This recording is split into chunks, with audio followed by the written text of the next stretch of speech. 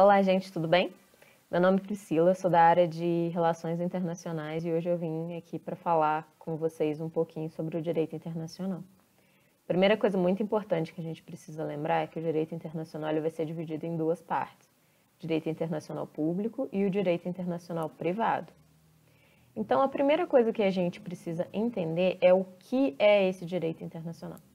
Já pararam para pensar que não existe um presidente do mundo ou uma legislação mundial?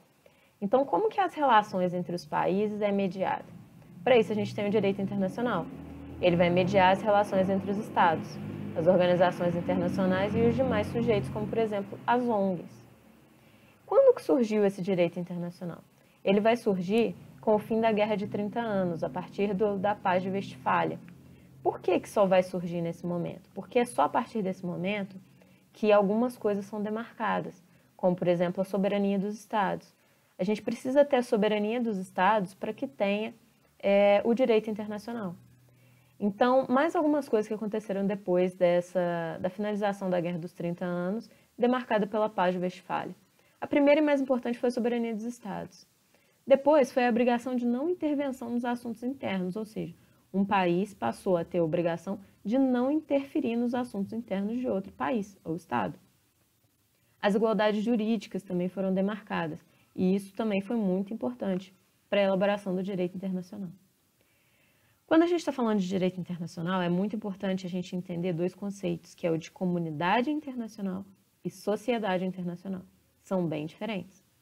Quando a gente fala de comunidade, a gente está falando de um vínculo entre pessoas com laço moral ou cultural. Esse laço não é jurídico. Quando a gente está falando de sociedade internacional, ela pode ser conceituada como uma união de estados, organizações internacionais e indivíduos. A gente tem nessa sociedade internacional 5 características extremamente importantes. A primeira característica é que ela é universal, ou seja, todos os sujeitos do direito internacional fazem parte da sociedade internacional. Ela é paritária, ela trata com igualdade jurídica, paridade de armas.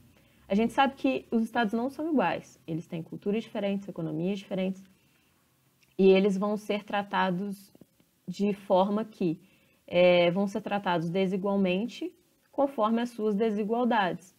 Então, vamos imaginar que vai ser assinado um tratado por alguns países sobre a diminuição de emissão de gases poluentes na atmosfera. É um tratado ambiental.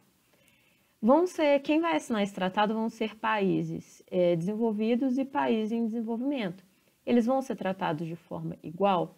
Não podem ser tratados de forma igual, porque os países em desenvolvimento não vão conseguir assumir as mesmas obrigações e ter os mesmos resultados dos países desenvolvidos. Então, a gente precisa tratar os desiguais conforme suas desigualdades. Nesse caso, o que seria possível ser feito?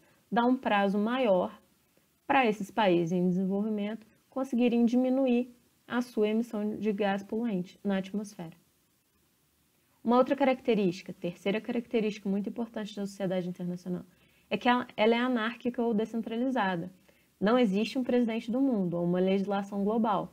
Então, ela não tem a quem responder. Ela é anárquica. Ela é aberta também. Nenhum Estado é obrigado a se relacionar, ele faz por interesse próprio. Todos eles acabam fazendo por questão de interesse, mas obrigação nenhum deles tem.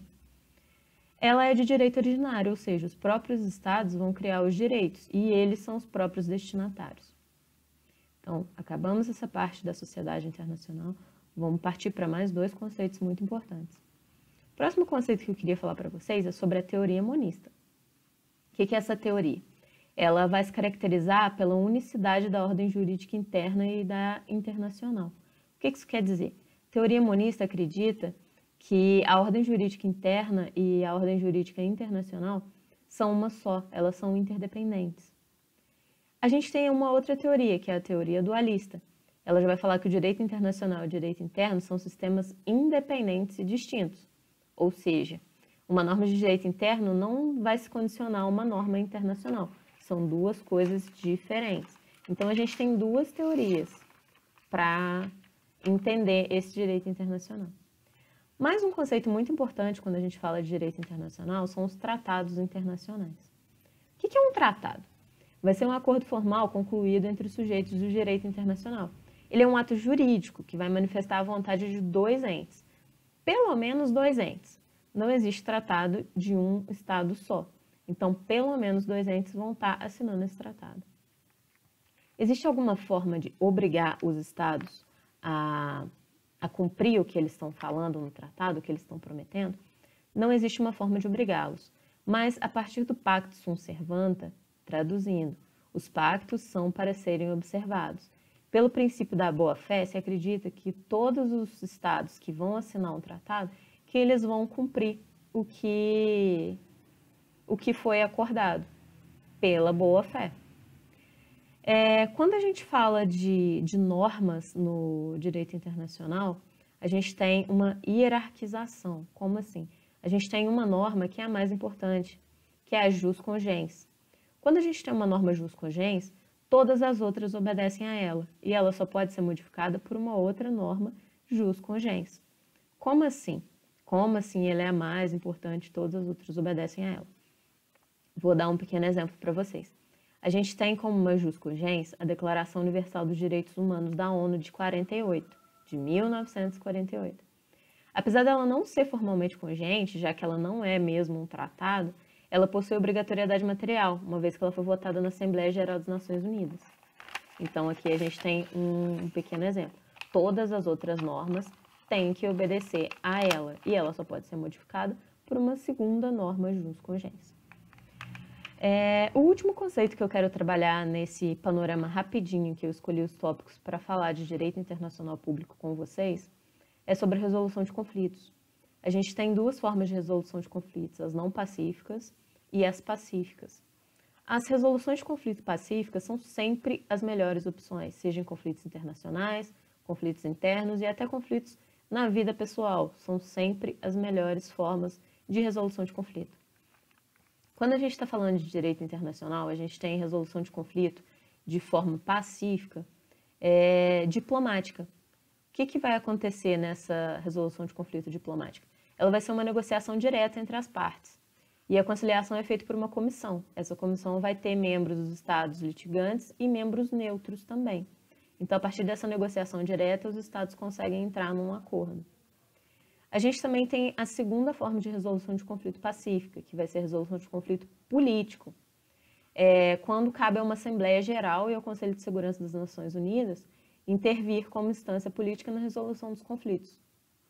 E a nossa terceira forma de resolução de conflitos de forma pacífica vai ser a resolução de conflitos jurisdicionais, quando tem uma jurisdição com foro especializado e que é independente e que tem a função de proferir as decisões de executoriedade obrigatória. Então, olha só, gente, fiz esse panorama rapidinho do direito internacional.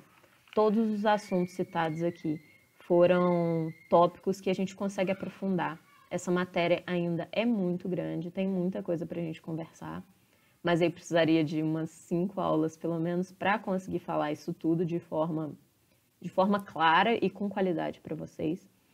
Mas, de qualquer forma, eu estou deixando o meu LinkedIn na descrição do vídeo. Qualquer dúvida, se alguém quiser trocar alguma ideia, acrescentar alguma coisa, fazer alguma pergunta também, pode ficar tranquilo.